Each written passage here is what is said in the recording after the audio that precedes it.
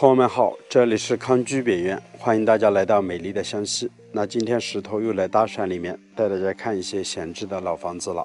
上期的视频我们看了一栋5开间的木房子，房子的旁边有一口鱼塘。拍完这个视频之后，我发现鱼塘的上方还有一栋房子，所以我就问了当地的老乡，他们说镜头前方的这栋木房子也是长时间没有住人了，现在基本上也是闲置了。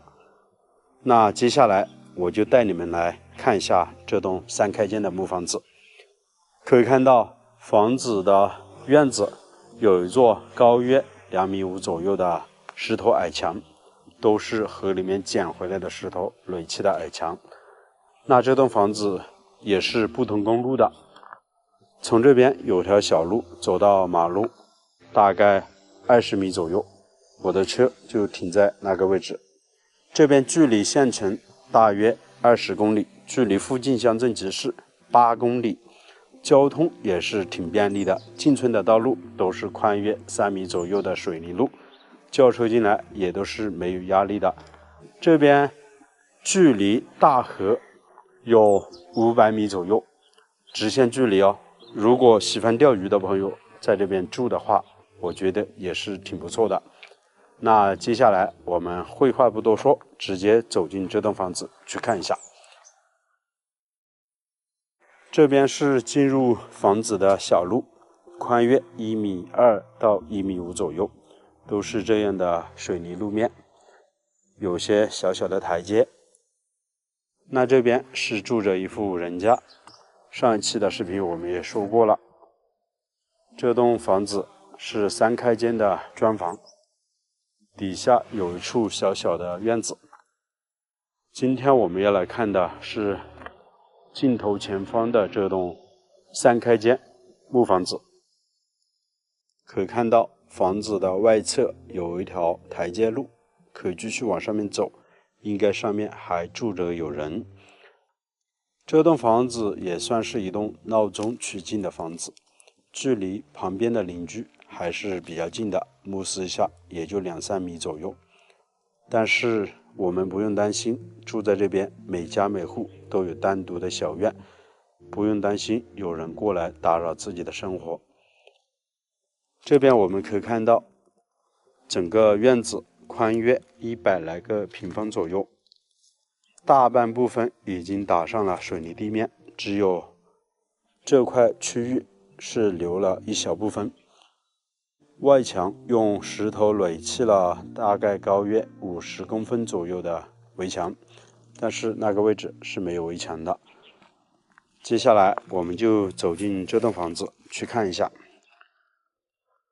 这边以前是有一间砖结构的房屋，可能后面没住人就已经拆掉了的。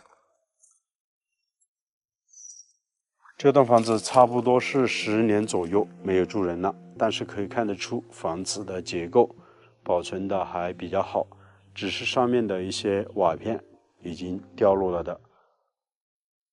这以前可能是猪圈了。这边啊，长时间没人住，好多杂草。其实房子的视野是挺开阔的，我们站在院子来看一下，一眼看过去可以看得很远，在这底下就是另外一家人的鱼塘。这处鱼塘没有多宽，大概50-60个平方左右，但是这边没有围墙，我们走到边上要注意一些。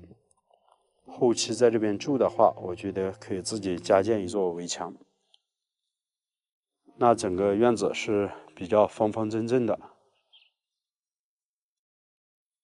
3开间的木房子，中间堂屋，两边卧室，两边卧室分别留有窗户，还有单独的小门。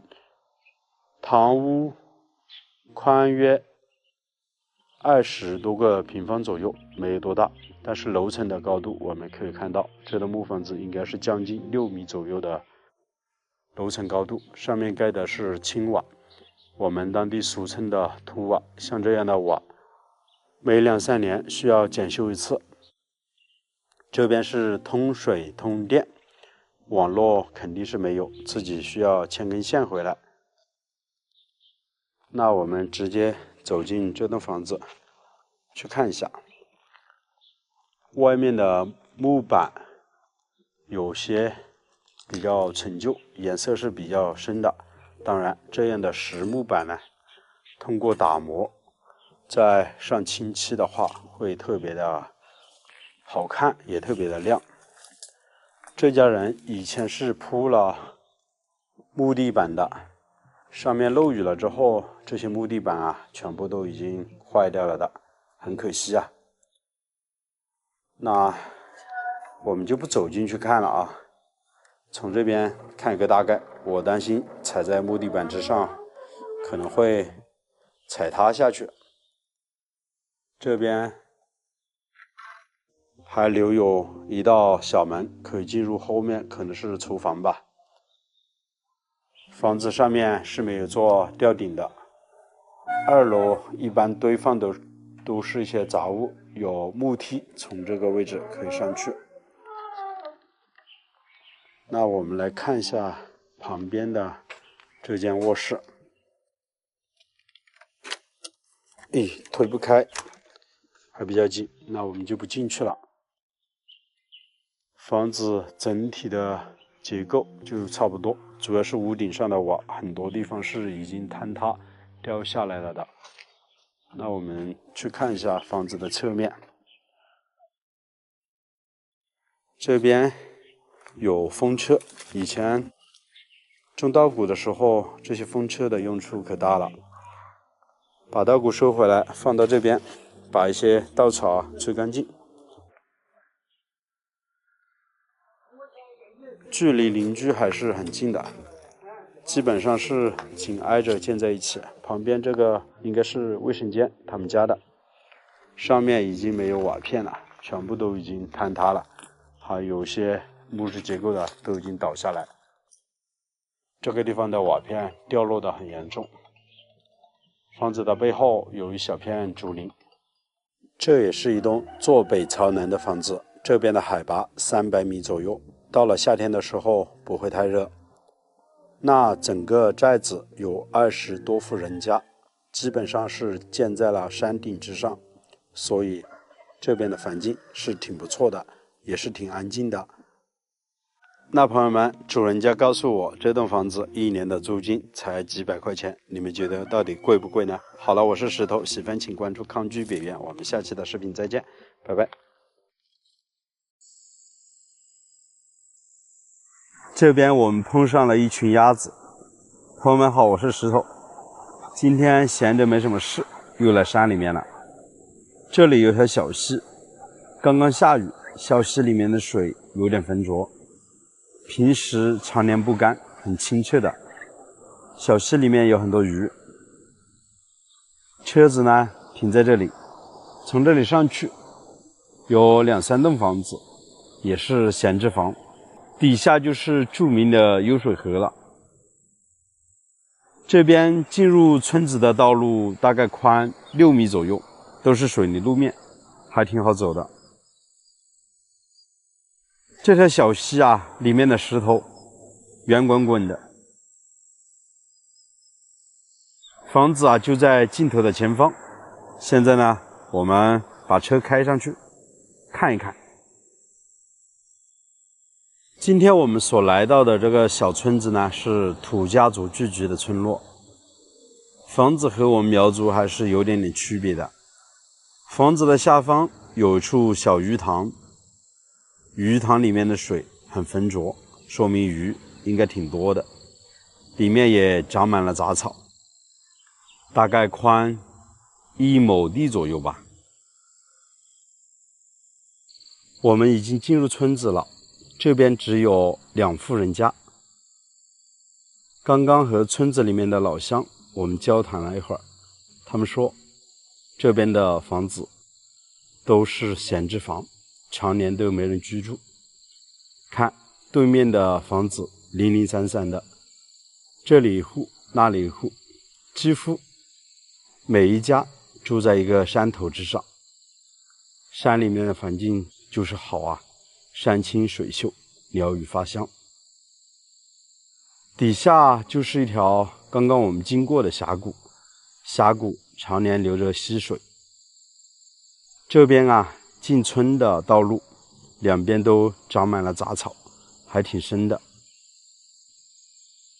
这边往里面进去，还住的有户人家，独门独院的房子。看，大山里面很多板栗树，到秋天来这边捡板栗，很不错啊。抓紧时间带你们去看一栋闲置的木房，就在镜头的前方。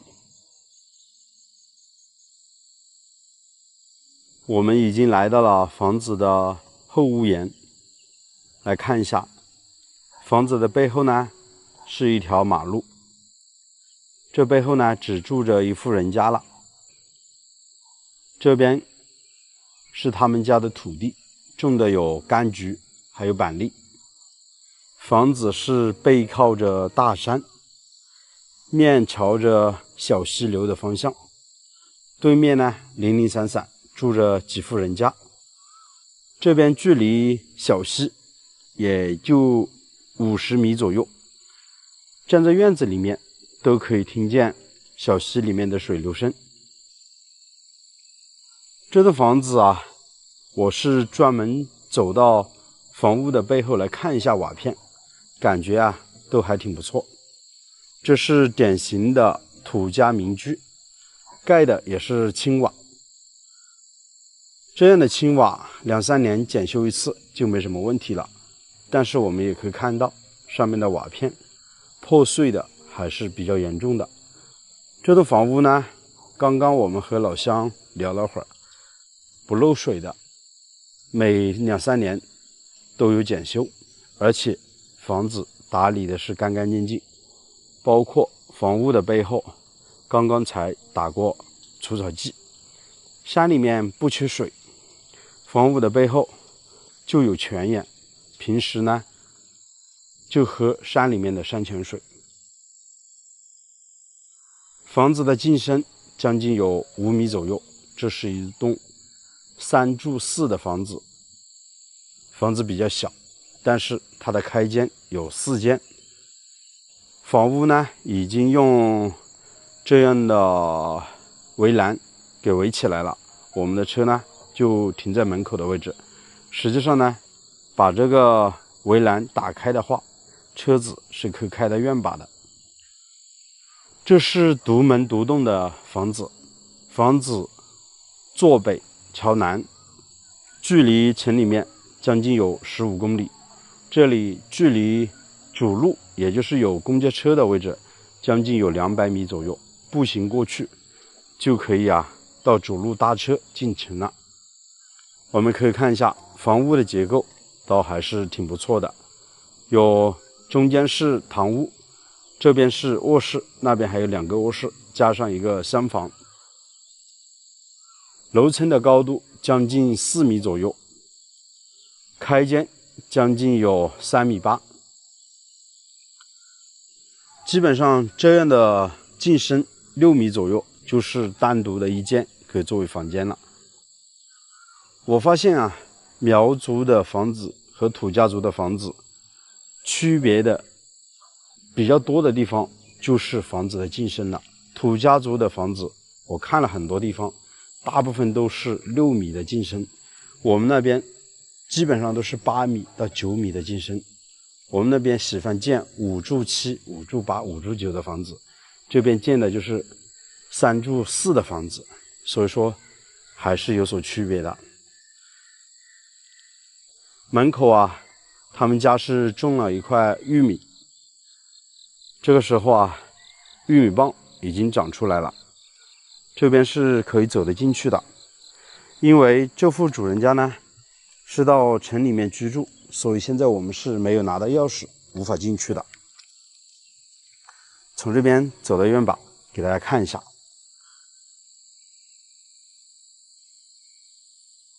房子外面呢都是一些空地，这些地方啊现在也没人开荒，没人种东西。大家可以听见底下的水流声了吗？这边啊是他们家的2棵枇杷树。院子以前也是做了一个硬化，但是这层水泥呢比较薄，好多地方是起了坑坑洼洼。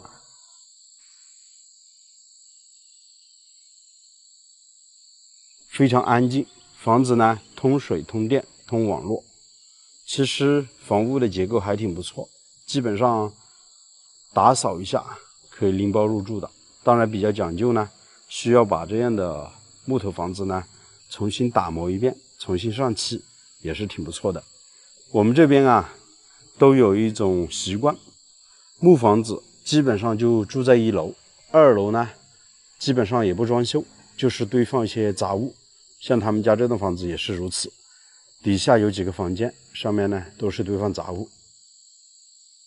大家不用担心啊，像这样的房子到冬天啊它会吹风进去，实际上并不会的，因为在2楼的位置呢是隔开，用木板铺了一层。基本上房子的窗户都留得比较小，也就1.2米乘1.2米左右，所以整栋房子里面的采光呢并不是特别的好。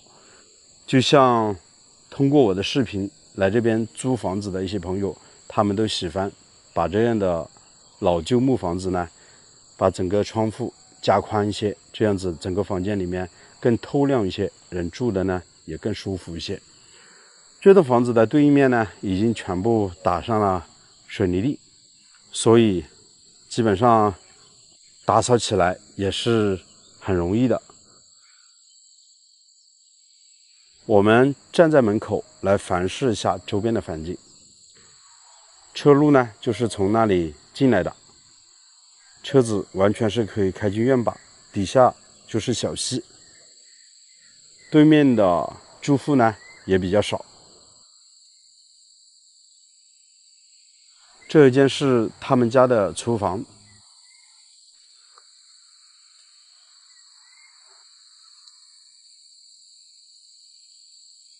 大概有20多个平方左右，有一个小小的火塘。土家族的火塘它是随意的去建的，像我们苗族的火塘呢，我们一般就是放在最边上的那个房间，那根立柱前面一点点，我们是有讲究的，土家族呢就没有讲究了。房子的旁边啊有一小块空地，也都是他们家的。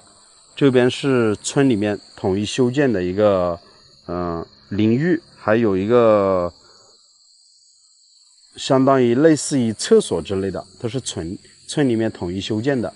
再过去呢还有点玉米地可以清理出来，种点花花草草，也可以种点菜。而且我在想，这边如果背后的这个土坎把它围起来，这一大块啊养点鸡鸭倒是挺不错的。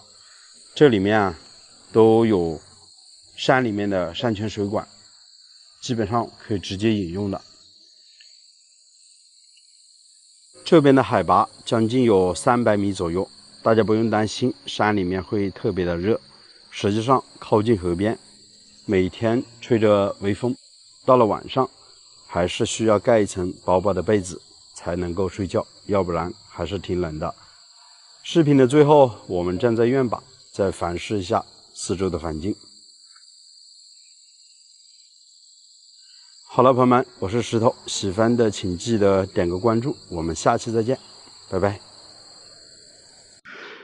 据老一辈的老人说啊，这里我眼前所看到的这块石头啊，当年土匪头子里面有一个女的四丫头，非常喜欢在这上面的石头啊乘凉。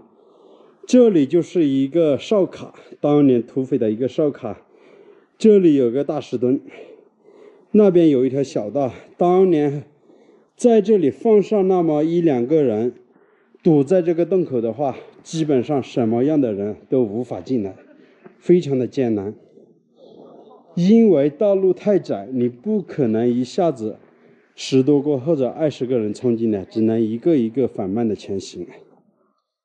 看到吧，几十年后的今天，这条道路啊依然非常的难走，可见当时候1950年的时候啊，这条路更加的难走。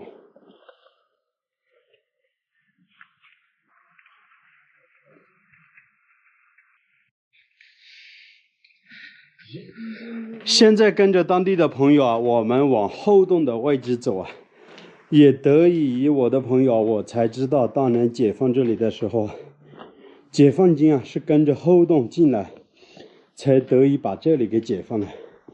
如果没有当地的村民带路的话，基本上是几乎是找不到这个后洞的。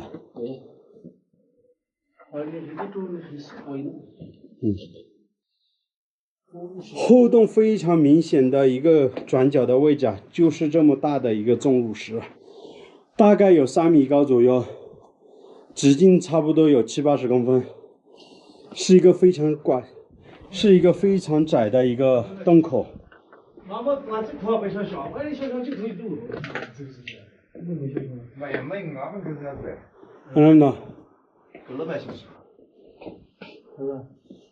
现在。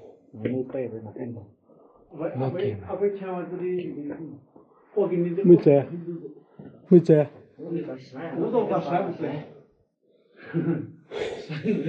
没在回。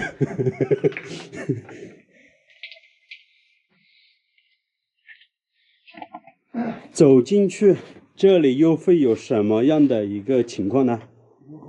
我有点期待哦。最开始的时候啊，大概这里你们可以看得出啊，这应该是一堵墙。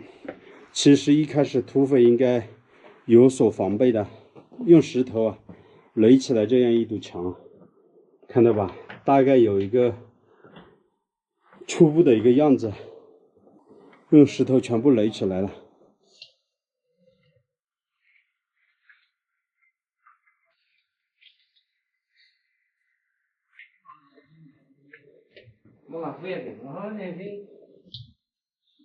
这里面岔道非常的多，所以说走到这里面很可能迷路，也就是这个原因。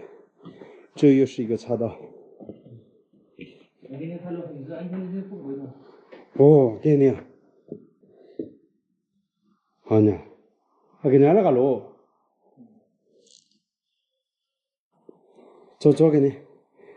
这山洞里面就像一个迷宫一样的，看到吧？这非常多的，可能我们看起来是土墩，实际上这是应该睡觉的炕，非常多。这应该也是一个卧室了，这个卧室少说应该可以住得下100-200个人左右。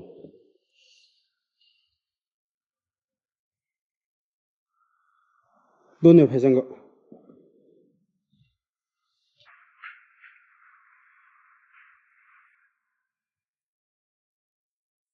就像北方的那种炕一样的，我们可以看一下，从这底下可以烧火、烧柴的，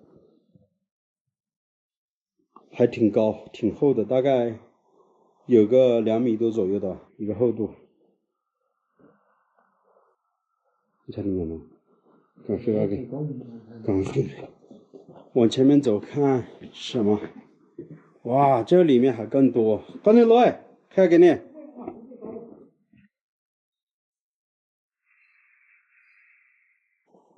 哇，我们走了一条小岔道进来，这里发现了土匪当年生活的大本营，这里面应该是完全是土匪居住的地方，非常多这样的炕，特别的多，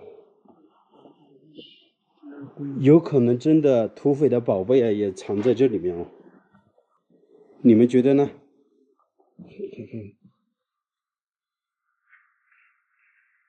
几十年过去了，这些炕都是还保持的非常的完好，它的原始的样貌几乎都是没有多大的改变吧。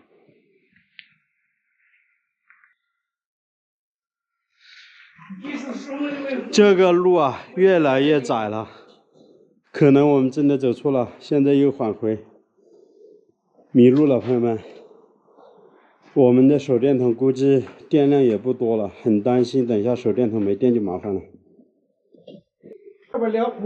这个是不是当年滴水的时候形成的一个钟乳石初步形成的一个状态，非常奇怪。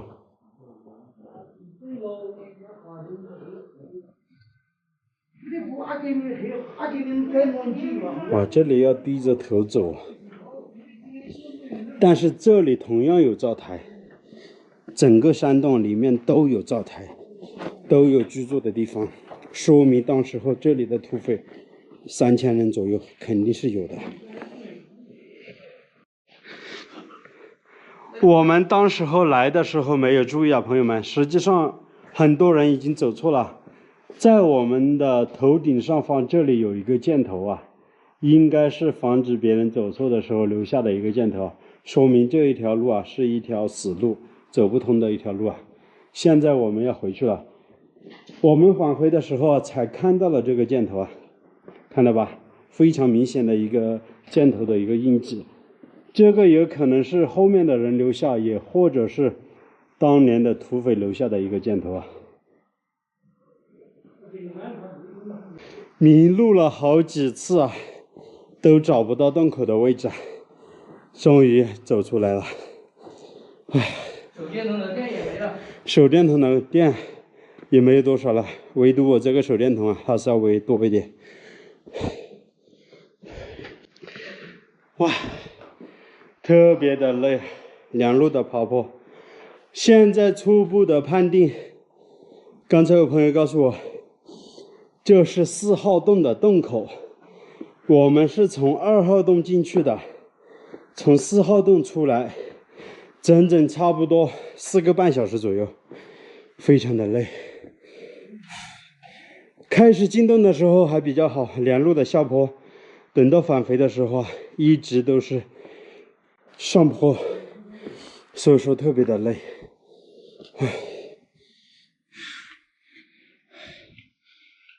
这个洞口应该是4个洞口最小的一个洞口了。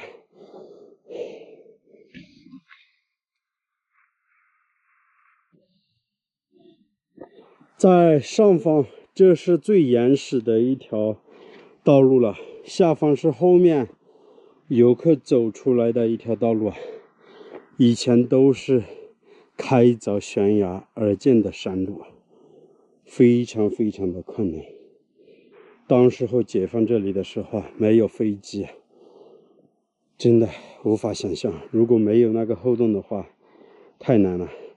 据当地的村民告诉我说，当年的土匪头子他们在里面储存了最少有3年左右的粮食，里面有瀑布，有暗河，水源方面完全充足，供给完全不用担心。所以说当时候他们已经做好了长期盘踞这里的一个准备。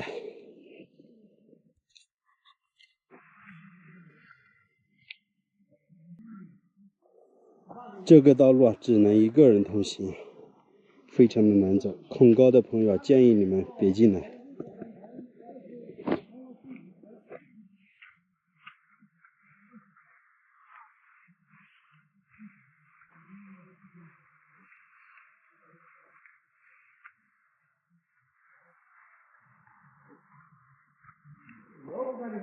在我这边来个10个人，我都出去不得。这里面有个洞啊。这里面第4个洞是碰的，它有一个后洞，这没事，就是从我们来那个平顶那里不是有个像2个水潭那里看到没？有2塘水那里，那2塘水那里不是流水的方向不是有个矮嘛？那个就是后洞了。那现在那个梯子已经没地了，以前我们这会是有个梯子上去的，现在没地了。这里就像洞子矿那么的。我就不吃了。走不得那还是走不得。鞋子走不得。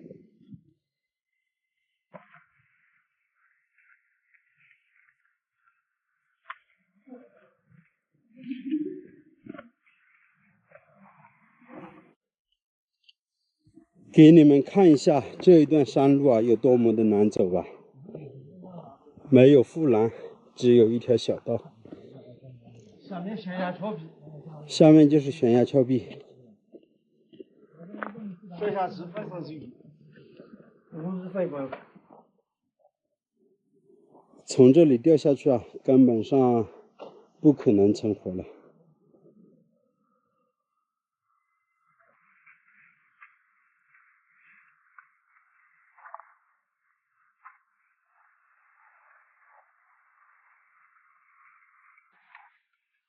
那块日后才搞这些地方，有千万不要上这里来。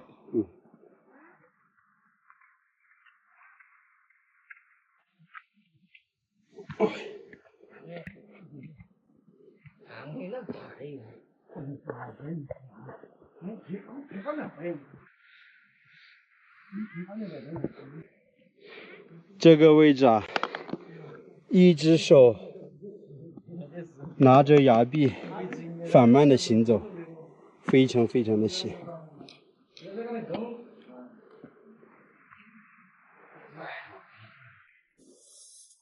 朋友们，我们用了4个半小时左右才走出这个土匪洞啊，非常非常的难走。下去的时候一路都是跟着山洞往下面走，上来的时候一直都是爬坡，道路也是非常的不平整，因为很多石头吧，高低不平的，非常的难走。我们有一个手电筒也没有电了，我们也急着赶出来，岔洞非常的多，我们也走迷路了好几次。最后啊，我们都是根据不同的岔洞一个一个的去找，最后终于走出来了。石头在这里想告诉你们啊，如果你们来到这里的时候啊，一定要备好手电筒，而且脚下穿的鞋啊一定要防滑的，千万不要穿高跟鞋啊，穿高跟鞋啊这个山洞是走不了的。而且进入山洞之前有一段悬崖绝壁的一个小小的一个栈道啊，那一段路是非常非常的难走，也特别的吓人。好了，这期的视频就为你们分享到这里了，我们下期的视频再见了，拜拜。